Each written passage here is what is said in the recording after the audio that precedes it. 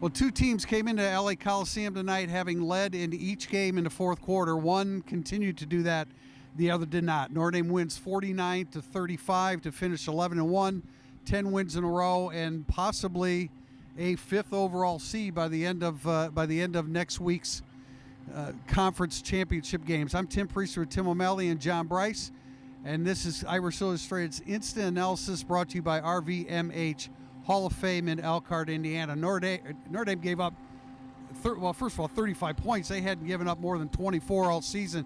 They gave up 557 yards and 29 first downs, but the Irish never trailed in this game.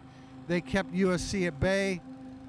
Their quarterback, Mavia, was excellent in the second. Well, he actually threw a bunch of incompletions, but he was good when he had to be, and the USC receiving corps stepped up, but the Fighting Irish were just too tough, took a 21-point lead, then had to settle for a 14-point victory. Yeah, they hadn't given up 35 points offensively since the last time they were here against Caleb Williams, about Notre Dame's secondary gets the laugh last.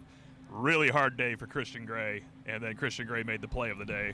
7-point lead, 99-yard return, and John Brice, you asked a question to Christian Gray because you astutely were watching him one snap prior, Christian Gray's reaction, and then he made the payoff pitch, so to speak, with that game-changing touchdown. He did. He saw X Watts was shaking up on the sideline. Notre Dame had a defensive huddle.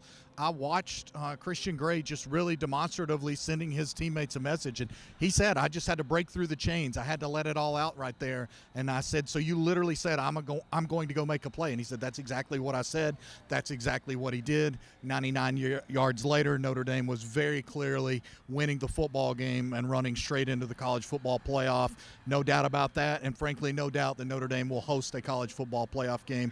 They're 11-1. We saw more carnage today. Notre Dame just keeps taking care of business. Marcus Freeman was asked what his thoughts were when he saw a 99-yard and 100-yard interception return, and he said, selfishly, I was thinking about the turnover margin because they had won or tied every turnover margin since Northern Illinois, and with those two pick sixes, they were down 2-0 in a turnover margin and tied it 2-2. But Jeremiah Love with a big day, an abbreviated day, 12 carries for 111 yards and a touchdown.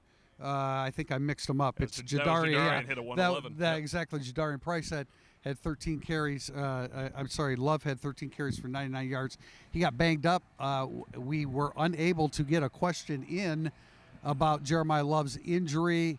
His shin was taped on the sideline, heavily taped, and he was limping pretty badly.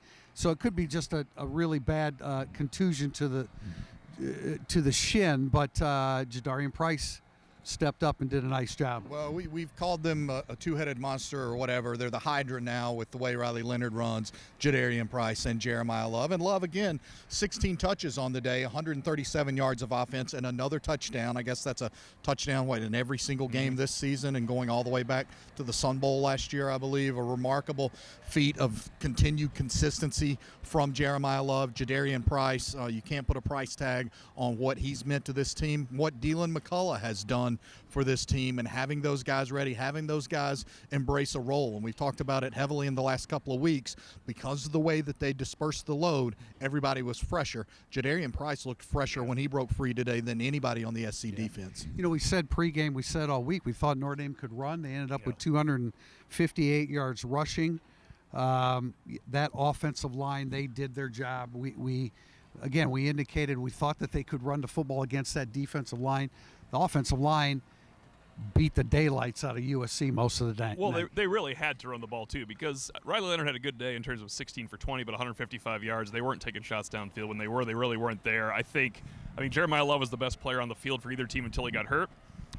Jadarian Price might be the MVP for the way he came through in relief. Sure. I know he's not a relief runner, but Jeremiah Love, at one point, we were saying, don't ever take that guy out. He's playing so well. A lot of people were saying that, Tim. Jadarian Price, I think kudos to him for sticking it out because he's had to take a little bit of a backseat to Love's absolute remarkable ability.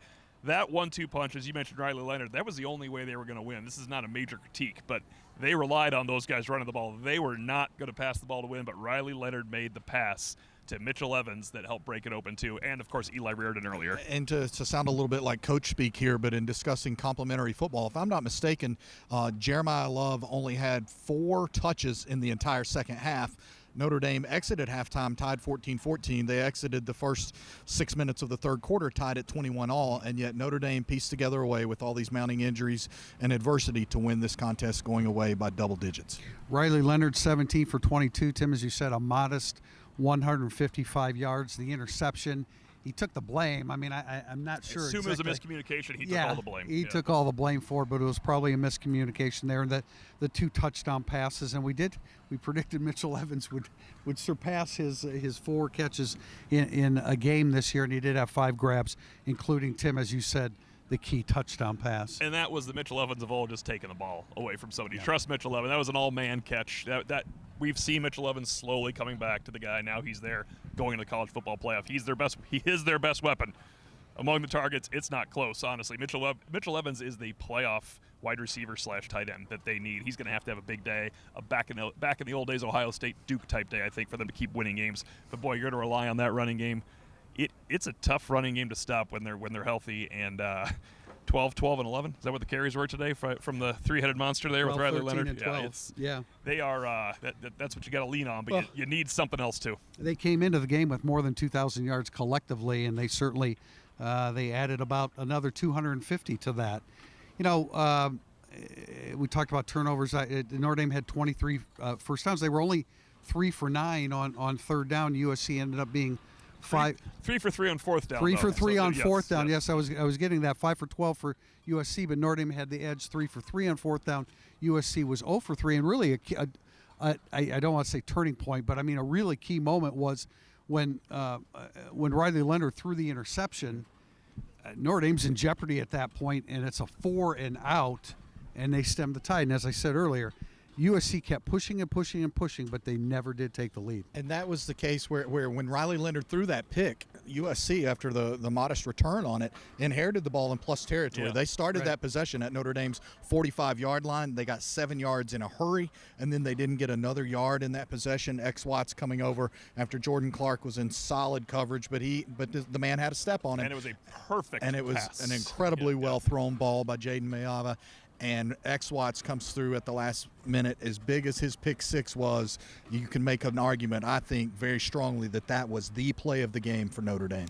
It was nerve-wracking. It wasn't solidified until the very end, until Notre Dame played some really tremendous pass defense to put it away. Notre Dame 49, USC 35, and we wait to see where Notre Dame is placed as next weekend we go into the conference championship games.